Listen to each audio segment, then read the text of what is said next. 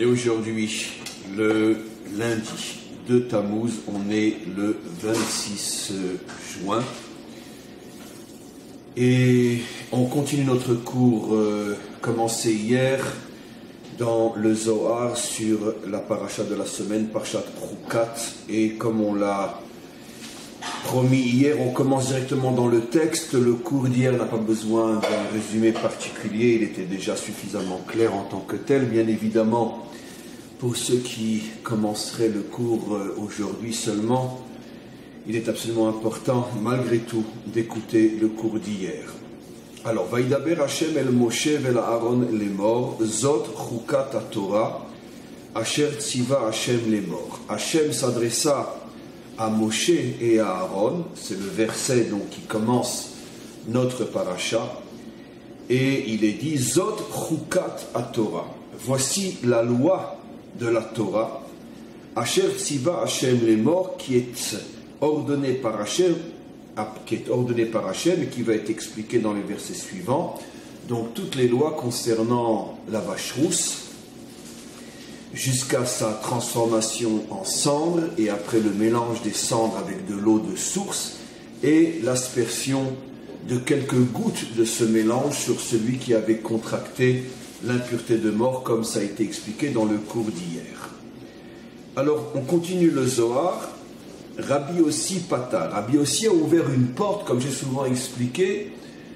Les maîtres du Zohar s'expriment en utilisant la notion, l'image d'ouverture, parce que évidemment la Torah est complètement fermée. Ceux qui lisent la Torah et s'imaginent la comprendre passent complètement à côté de ce qu'elle a véritablement à nous transmettre, à nous enseigner. Et le rôle, le but, la mission des maîtres d'Israël est d'ouvrir ce qui est complètement fermé. J'ouvre moi aussi une parenthèse. Bien que les maîtres d'Israël ouvrent, ce qu'ils ouvrent n'est que l'ombre de l'ombre de l'ombre, et vous connaissez la suite de la phrase, par rapport à l'infini caché à l'intérieur du texte.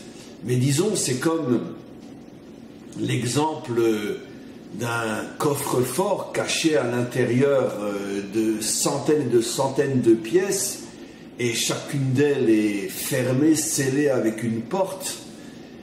Et simplement qu'on n'imagine même pas, quand on est complètement à l'extérieur, on n'imagine même pas que puisse se trouver quelque part à cet endroit un trésor précieux.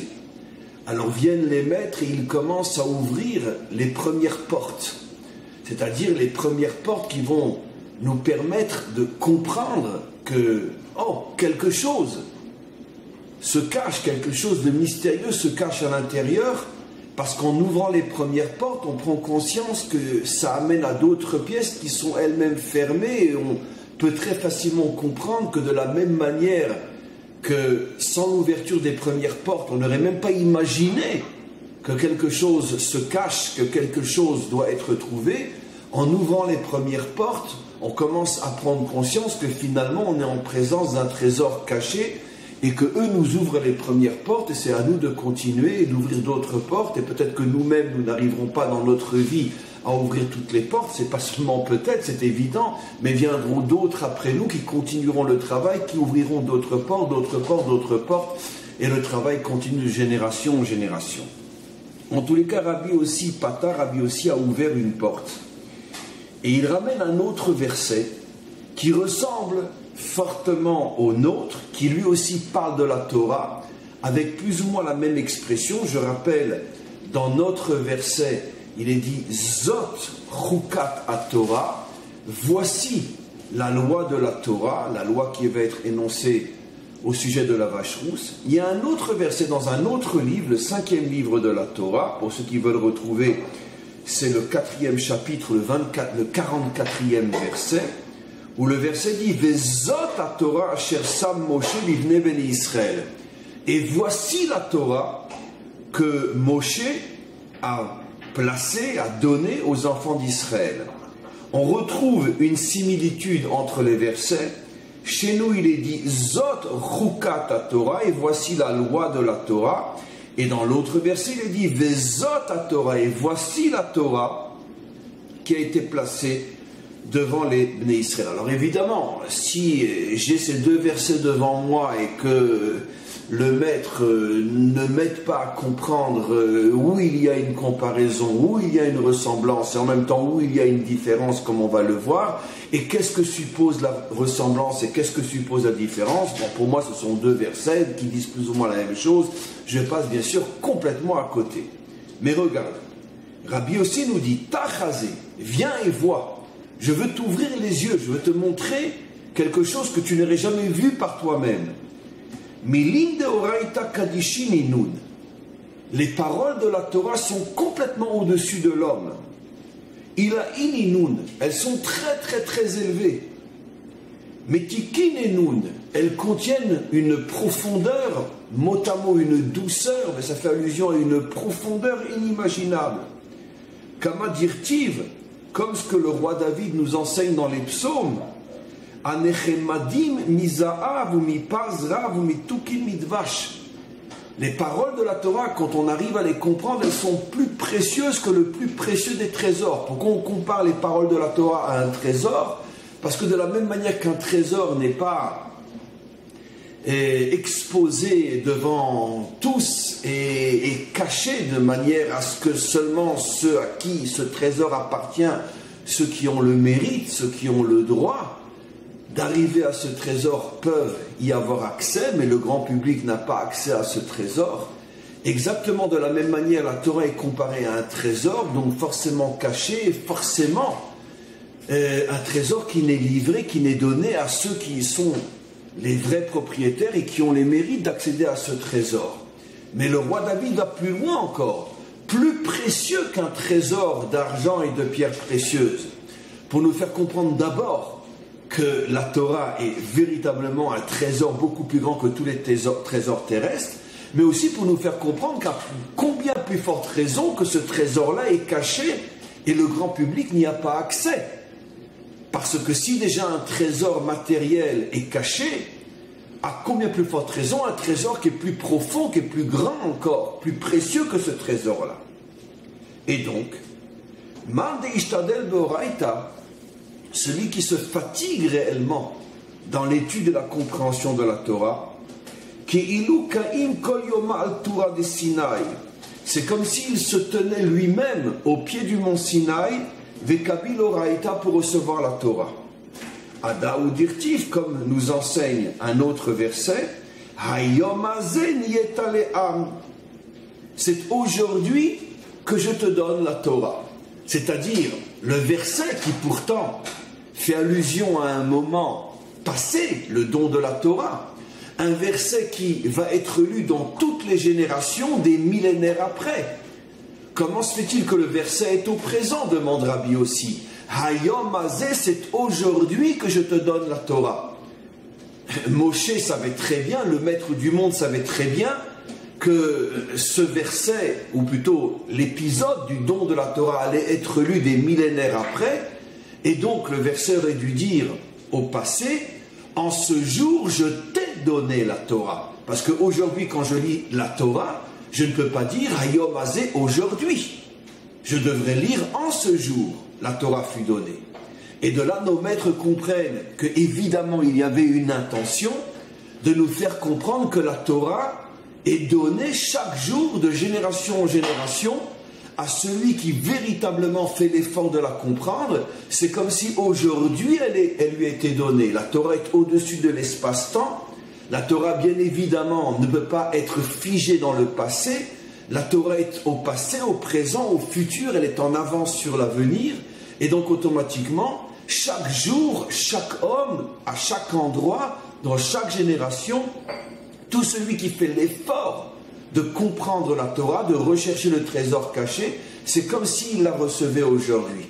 Mais derrière cet enseignement de Rabbi aussi, il y a quelque chose de plus profond. C'est-à-dire que de la même manière que la première fois que la Torah a été donnée, elle a été dévoilée directement par le maître du monde à Israël, elle n'est pas passée par des intermédiaires. Exactement de la même manière, celui qui fait l'effort réel de comprendre la Torah mérite de la recevoir du maître du monde lui-même. C'est-à-dire qu'il a des dévoilements qui dépassent sa propre compréhension, sa propre intelligence, son propre cerveau. Il a des compréhensions, des dévoilements qui lui viennent véritablement d'en haut. Et d'une certaine manière, c'est comme s'il se sentait lui aussi au pied du mont Sinaï en train finalement de recevoir une révélation, quelque chose qui lui vient de très très haut. Pourquoi ça vient de très très haut? Parce que c'est un trésor caché qui est complètement au-delà de la portée des forces de l'humain, des forces de son intelligence. Et donc c'est la raison pour laquelle il faut énormément travailler pour ouvrir toutes les portes qui mènent à ce secret, qui mène à ce trésor. Alors bien sûr, on peut se poser la question, c'est très joli tout ça, mais quel est le lien avec notre paracha? Alors le lien, on y a fait allusion au tout début du texte, en ramenant un autre verset qui ressemblait au nôtre, et bien sûr on va l'expliquer, mais simplement que Rabbi aussi s'est interrompu, parce que comme vous allez le voir, il va commencer à construire tout un enseignement d'une puissance inimaginable sur finalement une petite différence entre ces deux versets qui échappe complètement à l'œil de celui qui n'est pas initié, comme vous allez le voir et le comprendre. Une lettre en plus qu'il y a dans le deuxième verset, qui ne se trouve pas dans le premier verset, dans le verset de notre paracha. Et cette lettre-là, comme on va le voir, indique quelque chose d'absolument fabuleux, un enseignement inimaginable qui se cache derrière une seule lettre. Et de là, Rabbi aussi veut nous faire comprendre que comment voulez-vous que celui qui n'est pas initié, comment voulez-vous que celui qui n'est pas l'élève de maître authentique, à plus forte raison celui qui approche la Torah dans une autre langue qu'en hébreu, ou même celui qui connaît l'hébreu mais qui n'a aucune initiation à la compréhension réelle de l'hébreu, comment voulez-vous que tous ces gens-là, dont 99,9% des hommes et des femmes sur terre, comment voulez-vous qu'ils aient accès à ce que la Torah enseigne? Là, une fois de plus, on est en présence d'une explication qui est le fondement même de toute approche authentique de la Torah.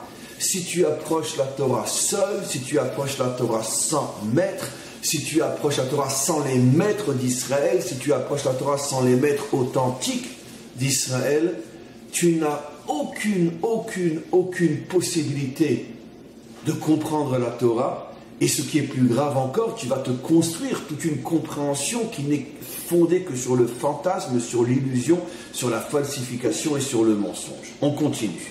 Juste un petit instant, je n'ai pas eu le temps de boire mon café avant le début du cours.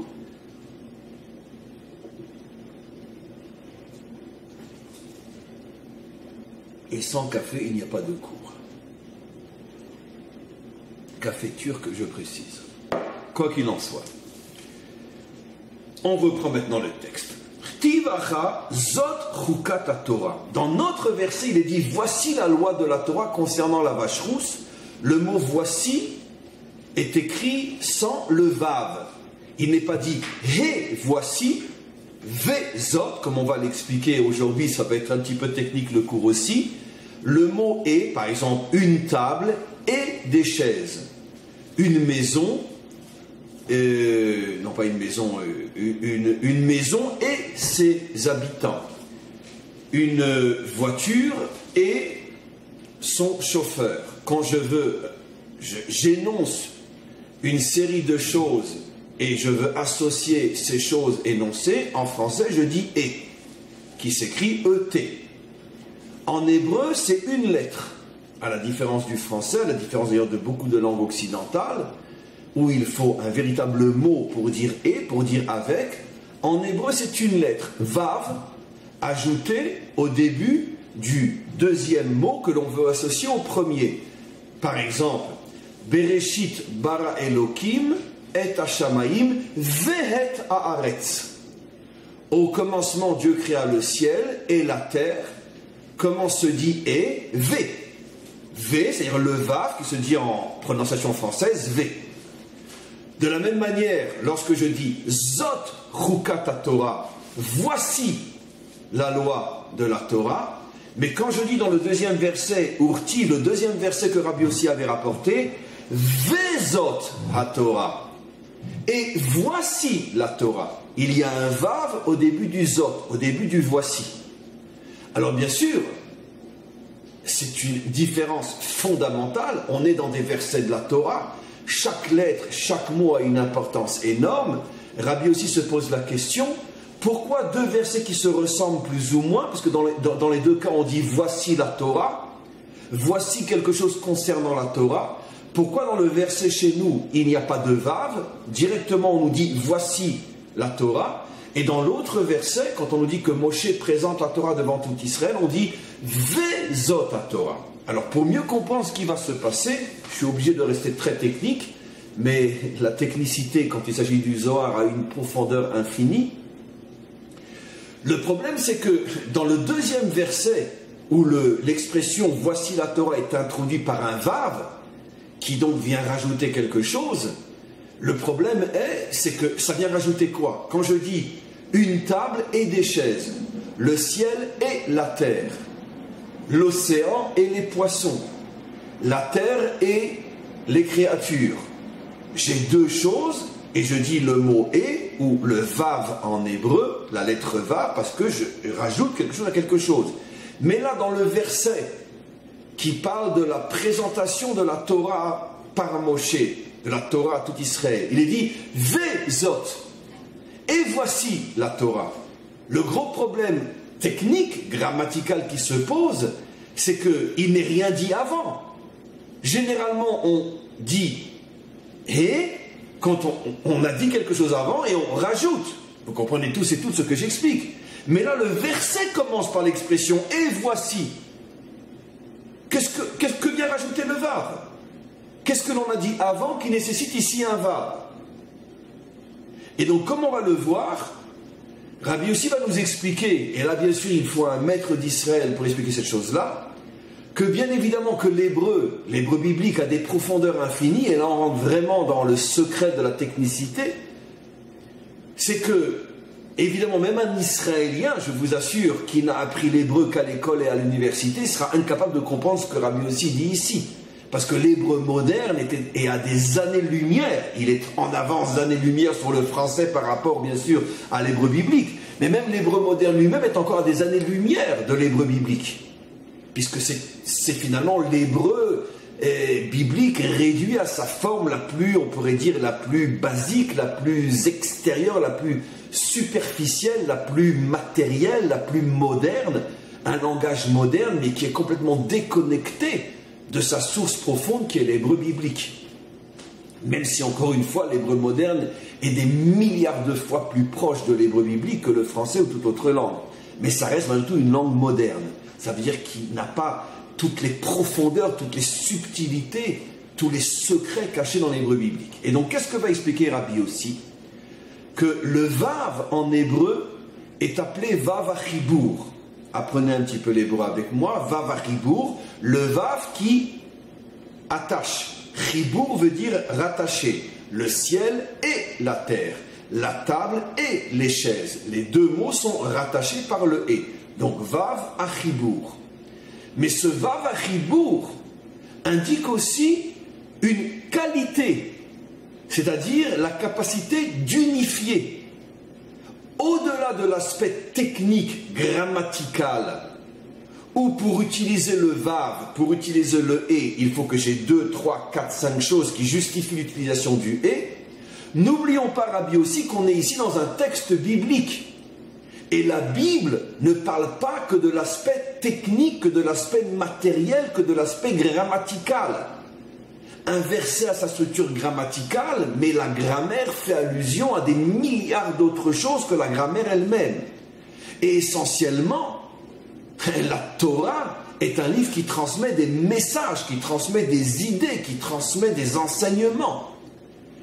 Et fort du principe que tout ce qui existe, tout ce qui se dévoile dans le monde d'en bas, s'enracine dans des principes, dans des notions immatérielles, dans le monde d'en haut, c'est-à-dire dans le monde des qualités, dans le monde de la morale, dans le monde de la spiritualité, dans le monde de la sagesse. Rabbi aussi va nous expliquer que de la même manière que dans le monde de la grammaire, le « hé », le « vav » fait allusion à l'union de différentes choses, cela nous fait comprendre que le vav lui-même incarne au niveau de l'esprit, au niveau de la qualité, au niveau de la spiritualité, au niveau de la sagesse de cette lettre fait allusion à l'union, à la réunion à l'unité.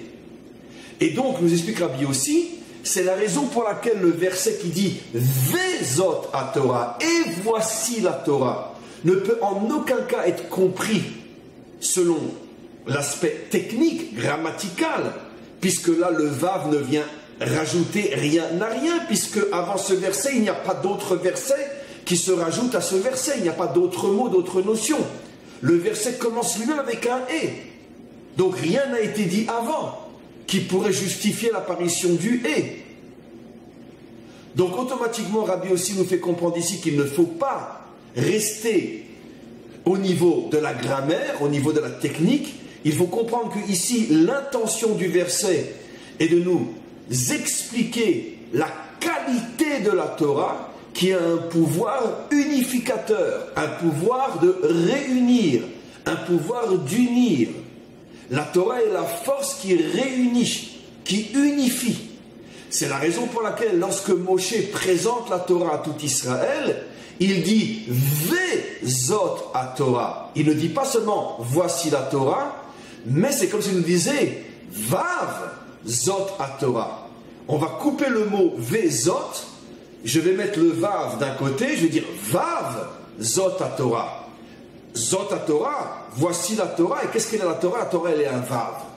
La Torah est un Vav, c'est-à-dire la Torah est la force du chibour, la force de l'union, la force de la réunion, la force de l'unité, la force de l'unicité. La Torah est un Vav, c'est-à-dire que ce monde est créé sur le principe de la dualité, ce monde est créé sur le principe des différences, ce monde est créé sur le principe des oppositions, ce monde est créé sur le principe des disputes, des guerres et des conflits. Et la seule chose qui est capable de réunifier, d'unifier, d'unir, en ce jour Dieu sera un et son nom sera un, la seule force qui est capable de mettre fin à toutes les tensions, les luttes, les guerres entre toutes les différences de ce monde, la seule force qui est capable de le faire, c'est le Vav. C'est-à-dire le Vav Achibour, le Vav qui est uni. Et c'est quoi le Vav? Le Vav, c'est la Torah. Vezot à Torah. La Torah est un Vav. Voilà le grand secret que nous révèle Rabbi aussi. Voilà comment Rabbi aussi lit ce verset. La Torah authentique, est une force qui unit et non une force qui divise. C'est la raison pour laquelle,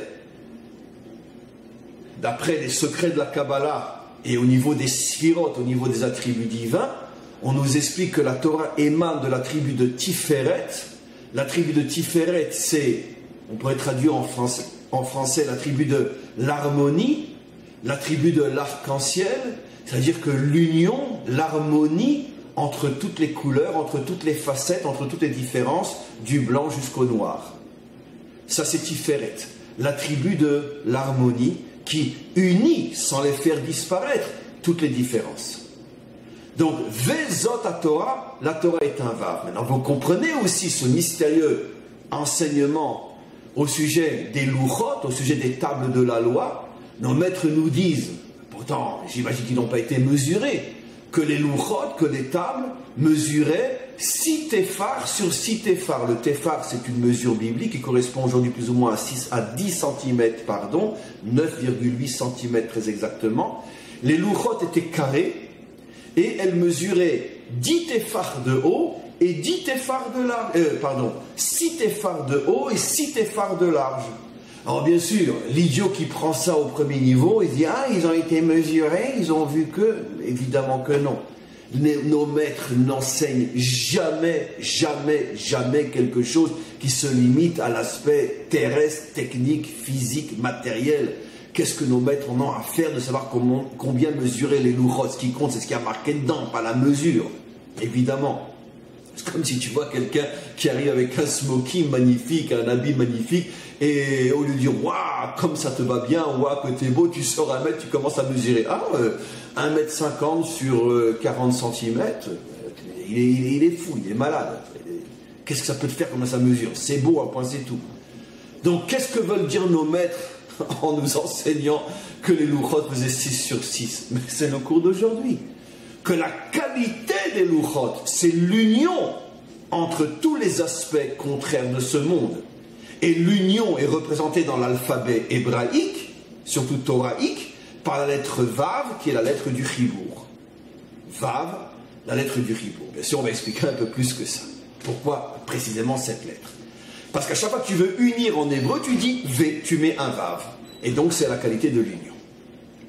Maintenant, on comprend ce que Rabbi aussi veut nous ouvrir. Pourquoi il nous dit Tachazé, ouvre les yeux? Parce que, puisque la Torah est présentée comme la force de l'union, comment se fait-il que dans notre verset, qui parle de la vache rousse, qui pourtant fait aussi allusion à la Torah, puisqu'il est dit Zot Chukat à Torah, on ne met pas le Vav. Le verset aurait dû commencer puisqu'on a un principe qu'on a appris. La Torah est la force qui unit. Vezot à Torah. Alors encore une fois, pourquoi ici on ne nous dit pas Vezot Chukat à Torah? Pourquoi dit-on Zot Chukat à Torah? J'ouvre juste une parenthèse parce que comme je vous dis souvent, et je sais que on ne me prend pas toujours au sérieux, mais je vais dire, mon premier et plus important élève, c'est moi-même. Quand j'enseigne, je m'enseigne à moi-même. C'est-à-dire que, je veux dire par là que moi-même je m'écoute et moi-même je suis parfois très, on pourrait dire remué par les enseignements qui sortent de ma bouche. D'ailleurs, j'ai souvent dit que la première et peut-être seule qualité que doit avoir un vrai enseignant, c'est d'être son propre élève. Parce que s'il est du haut de sa chair en train de transmettre des connaissances, mais genre, ça ne le touche pas lui-même, ce n'est plus un enseignant de la Torah, c'est un professeur d'université. C'est plus un enseignant de la Torah. Donc, c'est-à-dire que si tu n'es pas le premier à être touché, remué, sensibilisé par ce que tu dis, alors on n'enseigne pas la Torah. J'ouvre juste une parenthèse. Parce que je veux redire encore une fois ce que j'ai déjà dit, parce que je le ressens très fort à ce moment-là. Parce que c'est un enseignement absolument incroyable. Vous vous rendez compte, mes amis, comment derrière une lettre, on est en train d'ouvrir des portes infinies sur des enseignements qui vont nous amener, je ne sais où, dans la profondeur du texte. Vous vous rendez compte, mes amis, et c'est un message qui doit être entendu. Vous vous rendez compte, mes amis, comment depuis des millénaires, le monde se fourvoie, le monde se perd, le monde s'auto-détruit. Depuis le jour où les nations ont commis ce crime spirituel inimaginable d'oser essayer de comprendre la Torah en grec, en latin, en français, et d'oser l'interpréter, et d'oser penser qu'ils l'ont compris, et pire encore, la pédance de l'enseigner, comme c'est le cas encore aujourd'hui. Mais vous vous rendez compte un petit peu à côté de quoi le monde passe, et quelle falsification inimaginable, quelle pédance, quel orgueil inimaginable de pouvoir imaginer qu'un petit Gaulois, qu'un petit Romain va pouvoir comprendre la Torah du maître du monde en disant au maître d'Israël, allez vous faire voir, on n'a pas besoin de vous. Sur un vav, dit ou non dans un verset, on peut expliquer une profondeur infinie. Et vous allez lire la Torah en grec, en latin, en français, et vous allez dire, je vais devenir un enseignant de la Bible. Top. Allez, on continue. Alors, donc la question qui se pose encore une fois, c'est que ici, la Torah veut nous faire remarquer que la loi de la Torah concernant la vache rousse, puisque cette loi est énoncée sans le vav, c'est justement parce que cette loi-là incarne un aspect de la Torah qui, tant que la vache est une vache rousse, cet aspect de la Torah n'est pas capable d'unir, d'unifier, de dévoiler l'unicité, l'unité. Il va falloir, pour que cette loi de la Torah puisse unifier, il va falloir transformer la vache en cendres, mélanger les cendres avec de l'eau, les asperger sur celui qui a contracté l'impureté de mort, et seulement à ce moment-là, il devient pur. Qu'est-ce qui se cache derrière tout ça? C'est évident. Comme je l'ai expliqué des centaines de fois, qu'est-ce qu'est l'impureté de mort? L'impureté de mort, c'est une énergie négative reçue, contractée en présence de la mort.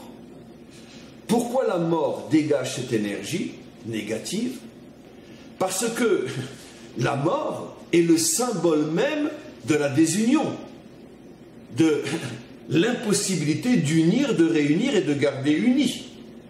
Puisque qu'est-ce que c'est la mort? Comme j'ai expliqué des centaines de fois, c'est la séparation entre l'âme et le corps, entre la dimension spirituelle et la dimension matérielle, entre les deux dimensions qui sont le symbole de tous les contraires de l'existence. Le haut, le bas, le ciel, la terre, le spirituel, le matériel, la foi, l'action, la croyance, la compréhension, tous les contraires. Puisque si je crois, c'est que je n'ai pas compris, parce que ce que j'ai compris, je n'ai pas besoin d'y croire, je le sais.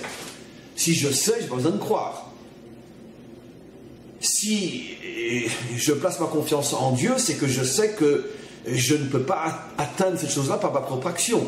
Si j'agis et que j'obtiens le résultat, je n'ai pas tellement besoin de placer ma confiance en Dieu, puisque par moi-même, j'y suis arrivé. Mon âme vient d'en haut, mon corps vient d'en bas, etc., etc. Donc la mort est le symbole même de l'impossible union entre les contraires.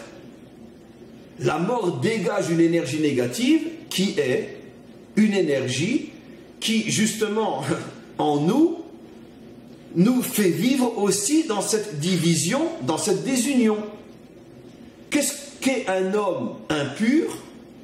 Ça n'a rien, strictement, absolument rien à voir avec, comme j'ai déjà expliqué des milliards de fois, avec les concepts hindouistes, etc.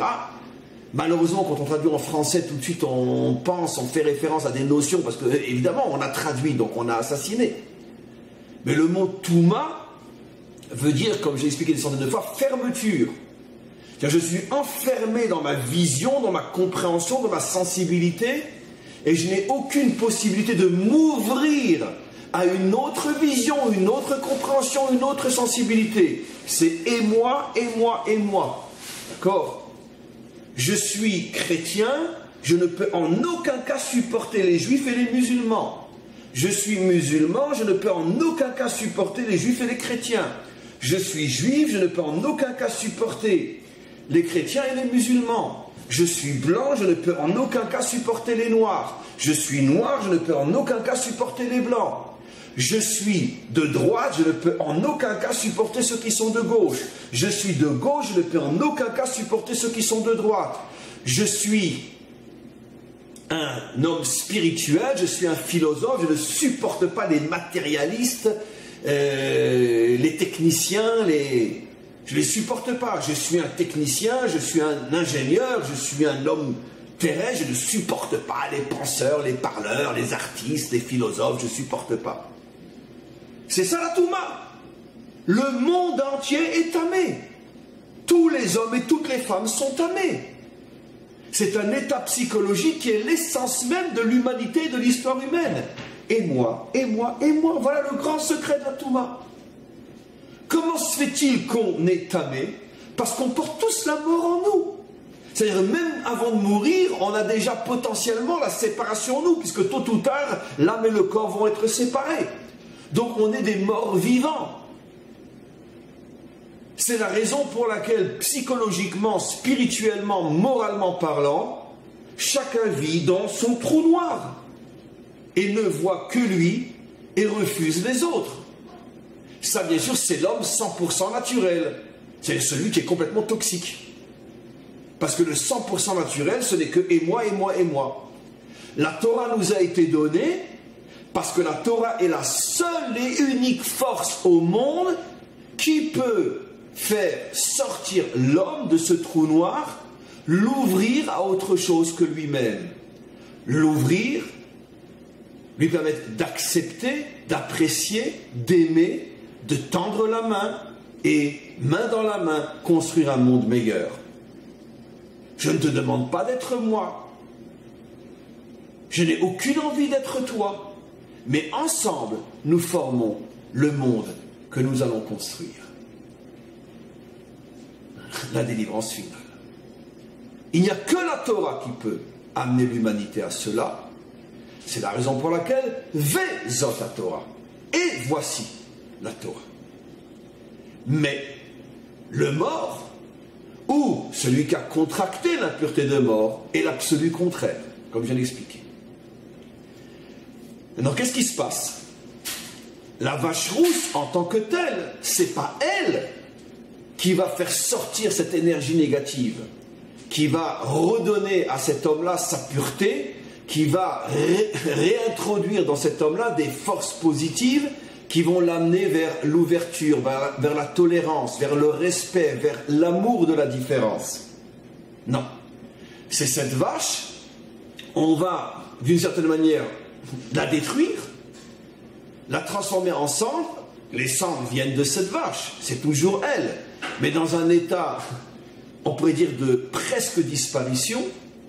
Ces cendres, on va les mélanger avec de l'eau vive, et ce mélange de ce qui reste de la vache avec les eaux vives, c'est cette chose-là, ce mélange, qui va purifier la personne qui va recevoir ces gouttes sur lui, c'est-à-dire va faire rentrer en lui des énergies positives qui vont le sortir de sa fermeture, de son enfermement à l'intérieur de sa vision exclusive et unique du monde, des choses et de l'existence. Voilà le secret de la vache rousse. Alors c'est la raison pour laquelle, j'explique à un premier niveau, Rabbi aussi nous dit, c'est la raison pour laquelle, au niveau de la loi de la vache rousse, le mot Torah n'est pas précédé d'un vav, il n'est pas dit Vezot Chukat Torah, mais il est dit uniquement Zot Chukat Torah sans le vav, parce que comme ce commandement vient justement pour réparer le monde de la mort, et le monde de la mort est le symbole même de la désunion, il est évident que ce commandement s'adresse à un monde où il n'y a aucune unité. Donc comme il n'y a aucune unité dans ce monde, pour bien nous faire comprendre qu'il y a manque d'unité, c'est la raison pour laquelle justement la Torah elle-même se présente comme manquant le vav, comme pour dire que finalement la Torah n'a pas encore réalisé véritablement sa mission. Parce que si la Torah était porteuse d'un vav, réellement, si la Torah porteuse d'un vav s'était déjà depuis fort longtemps révélée dans le monde, eh bien ça ferait fort longtemps qu'il n'y aurait plus d'impureté de mort, dans le sens qualitatif du terme, pas technique, mais dans le sens qualitatif. On serait tous des débouchés, et non des bouchés, dans les deux sens du terme, malheureusement, bouché et bouché. Parce que justement, plus il est bouché, et plus il devient un boucher, Daesh et tout le reste. Bien sûr, évidemment. Plus tu es bouché dans ton idéologie, plus tu es un boucher par rapport aux autres. En français, c'est extraordinaire comment les deux mots vont ensemble. C'est merveilleux. C'est fabuleux. Vive la France. C'est absolument incroyable. Donc justement, qu'est-ce que la Torah vient faire allusion? Qu'est-ce que Rabbi aussi nous explique ici? C'est que le premier travail que l'homme doit faire, c'est de remettre un vav à la Torah elle-même. Parce que tant que dans la Torah elle-même, il y a des divisions, la Torah ne pourra pas réparer le monde. Et la division dans la Torah, mais c'est évident, et jusqu'à aujourd'hui, dans toutes les générations. Chacun va selon son courant, chacun va selon son maître, chacun pense que son courant et son maître sont plus intelligents et meilleurs que le courant et le maître de l'autre. Et toutes ces divisions à l'intérieur du monde de la Torah, qui d'ailleurs ont atteint leur point culminant à l'époque de la destruction du deuxième temple, où nos maîtres affirment dans le Talmud que le deuxième temple n'a été détruit qu'à cause des multiples guerres intestines et des divisions à l'intérieur du monde de la Torah lui-même. Il y avait je ne sais combien de sectes à ce moment-là. Il y avait les pharisiens, il y avait les maîtres d'Israël, qui n'étaient pas une secte, mais qui étaient les maîtres d'Israël. Il y avait les pharisiens, les maîtres, comme j'ai déjà expliqué des milliards de fois, ce sont les chrétiens qui ont falsifié, les chrétiens juifs en vérité, ce n'est même pas les chrétiens païens, les chrétiens juifs, qui ont falsifié l'histoire et qui ont fait croire que les maîtres d'Israël étaient eux-mêmes les pharisiens, alors que c'est faux, c'est un mensonge inimaginable. Les maîtres d'Israël eux-mêmes se battaient contre les pharisiens. Il y avait donc les pharisiens, il y avait les maîtres d'Israël, il y avait les Essénéens, il y avait les Sadducéens, il y avait les Baïtoussim, il y avait après sont venus les chrétiens, etc., etc. Et au milieu des chrétiens, il y avait les apôtres de Paul, il y avait les apôtres de Paul, il y avait ceux de Jacques, il y avait ceux de Jean. Et j'en oublie encore tellement il y en avait. Et la Torah s'est fragmentée, morcelée. Et quand la Torah est devenue que des morceaux de Torah, automatiquement, le temple est devenu des morceaux de pierre. Il a été détruit et les morceaux de pierre sont partis dans tous les sens. Et le peuple juif a été morcelé et divisé aux quatre coins de la terre. Regardez comme l'image est extraordinaire. Dispersion de la Torah, dispersion du temple, il est brisé et ça part dans tous les sens, dispersion d'Israël. Et automatiquement, le monde se trouve en état de mort. Chacun est enfermé dans son trou. C'est le symbole même de l'exil. Alors évidemment, comme je l'explique des milliards de fois, le peuple juif n'est que le microcosme, que le laboratoire expérimental de l'histoire humaine tout entière. Ce que nous vivons n'est que le concentré de ce que vit toute l'humanité. Toute l'humanité est enfermée dans cette impureté de mort, dans cette fermeture qui est le culte de l'ego. Mais au départ, cela provient du fait que, à l'époque de Moshe, on était encore au niveau du Vezot Torah. La Torah était encore capable d'unifier, mais malheureusement, avec l'histoire, le peuple juif n'a plus été à la hauteur comme à l'époque de Moshe, et automatiquement, la Torah a commencé à perdre son vave, et en perdant son vave, la Torah s'est morcelée elle-même, et donc l'impureté de mort est à nouveau rentrée et dans le peuple juif et partout dans le monde. Et toute la délivrance finale dépend de notre capacité à retrouver le vave, que la Torah ne sera plus Zot Chukat Torah, mais Vezot Chukat Torah. Il y a à ce niveau-là une explication fabuleuse, extraordinaire. Le mot Eliaou. Qui est Eliaou?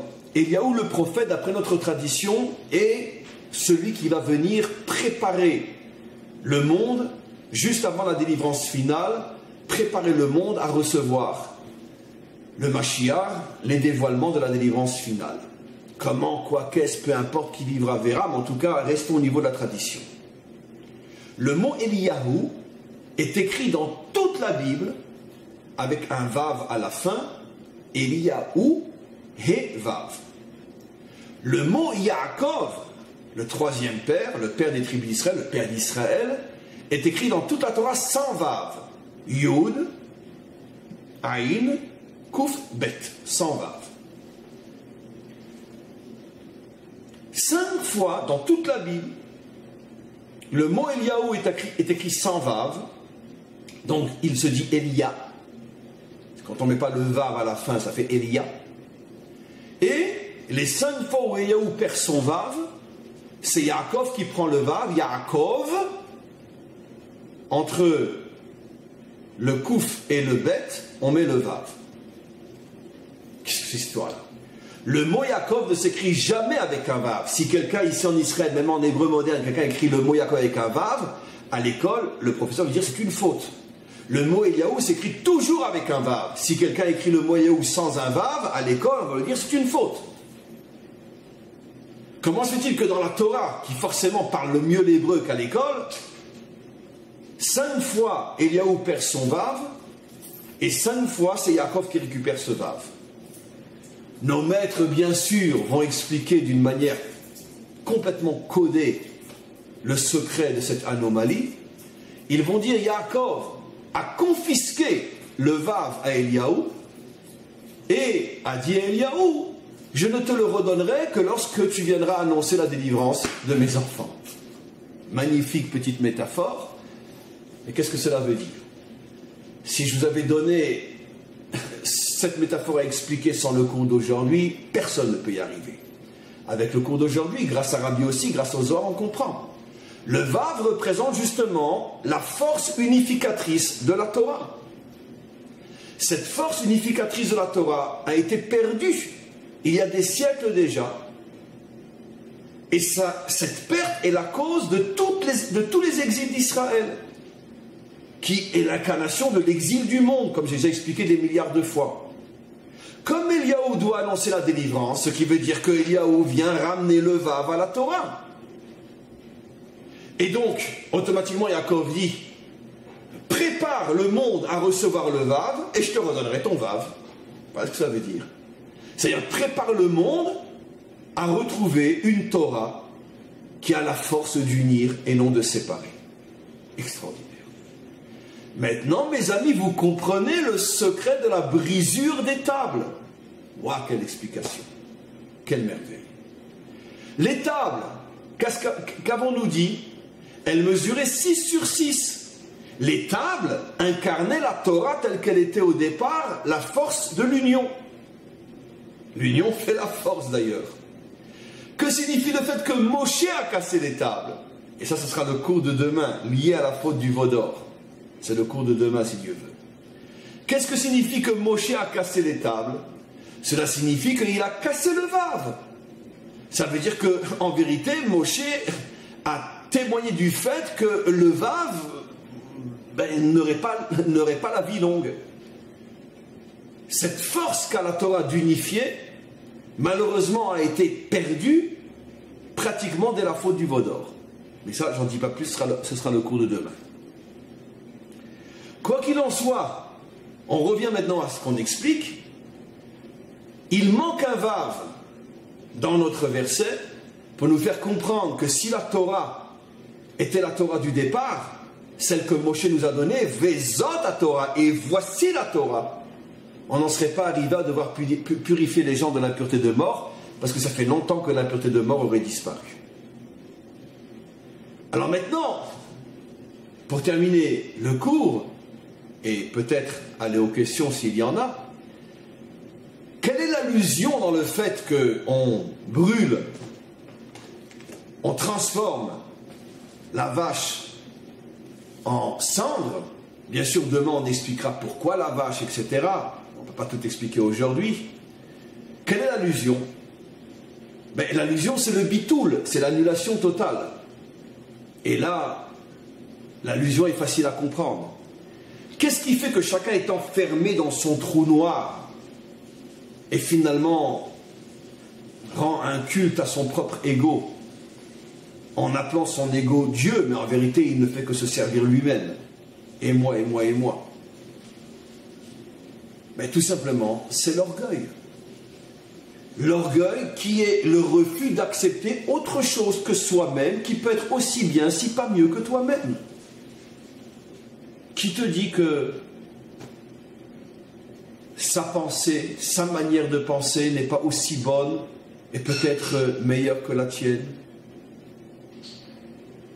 Qui te dit que sa vision du monde n'est pas aussi bonne, peut-être plus bonne encore que la tienne? Non, puisque c'est moi qui pense ça et que je suis au service de mon moi. Mon moi, c'est mon Dieu. Je n'ai pas le droit de trahir mon Dieu. Je n'ai pas le droit de trahir mon moi. Car ma religion est le culte de l'ego. Donc automatiquement, l'autre est forcément un menteur, un hérétique. Et le boucher va devenir un boucher. Donc, évidemment, la première, plus grande et principale et incontournable qualité qu'il faut pour s'ouvrir, c'est l'humilité. L'annulation de toi.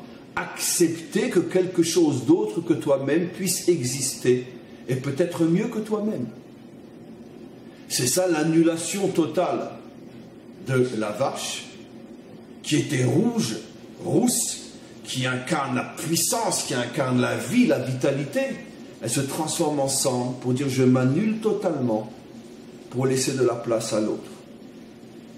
Et c'est le même problème à l'intérieur de la Torah.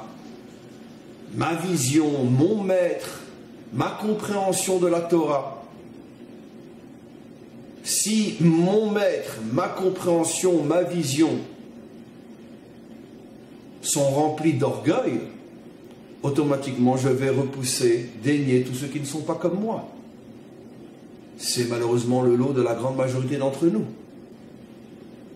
Mais si je comprends que mon maître est un grand maître, mais ce n'est pas le seul maître. Si je comprends que ma vision est une bonne vision, mais ce n'est pas la seule vision, c'est ma vision. Celle de mon maître, celle de ses élèves. Mais mon maître et ses élèves, ce n'est pas tout le peuple juif. Et ce maître et ses élèves ont une vision tout aussi bonne que la mienne. Mais elle correspond à ce maître et à ses élèves. Parce qu'ils ont une nature différente, une sensibilité différente, une approche différente. Mais de la même manière que je respecte et j'aime mon maître, je dois respecter et aimer leur maître. De la même manière que j'aime et je respecte ma vision des choses, je dois aimer et respecter leur vision des choses. Et ainsi de suite. Et pour ça, il faut être capable de se transformer ensemble. Il faut être capable d'être foncièrement humble. Et ça, trouvez-moi l'humilité dans ce monde et je vous donnerai 150 milliards. Je n'ai pas peur de m'engager parce que de toute façon, elle n'est pas de ce monde. La vraie, profonde humilité, elle n'est pas de ce monde. Et donc comme à l'intérieur du monde de la Torah, puis après à l'intérieur du peuple juif, puis après à l'intérieur des peuples, des nations et de l'humanité tout entière, il n'y a pas d'humilité, automatiquement, le monde est en état de mort.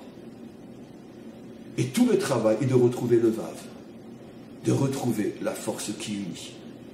Et ça commence, comme on l'a expliqué, par cette capacité de s'annuler complètement, de se transformer en cendre, afin de pouvoir ouvrir véritablement les yeux sur autre chose que soi-même. On va maintenant passer aux questions s'il y en a.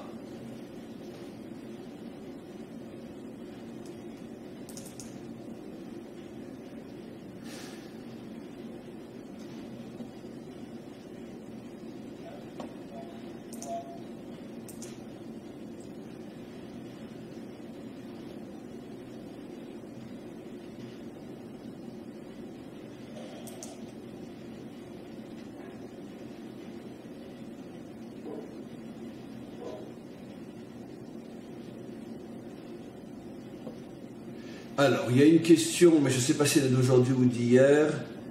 Je pense que oui. Est-ce que la vache rousse a un rapport avec... Non, je crois qu'elle est d'hier. Est-ce que la vache rousse a un rapport avec Yosef? Ça sera le cours de demain. Le cours de demain va être sur la faute du veau d'or, sur le lien, bien sûr, entre la vache rousse et Yosef. Et ça, ce sera le cours de demain. J'attends encore quelques minutes pour voir s'il y a des questions. Je suis un petit peu étonné d'ailleurs de voir que... Je ne sais pas pourquoi il y a... Ou alors les cours ne sont plus intéressants. Il faut me le dire carrément. Ça ne me dérange absolument pas. Ou les cours sont tellement clairs qu'il n'y a plus de questions à poser. Il faut me le dire aussi. C'est un petit peu flatteur. Ça ne me dérangera pas du tout. Ou bien je ne sais pas. Ou bien il y a autre chose. Mais que se passe-t-il que ça fait déjà de nombreuses semaines qu'il n'y a pratiquement plus de questions après le cours, alors que dans le passé, il y avait toujours... de très nombreuses questions. J'aimerais pouvoir être informé de ce qui se passe et pour pouvoir mieux comprendre. Bon, alors il n'y a pas de questions, donc on arrête le cours aujourd'hui et à demain si vous le voulez bien.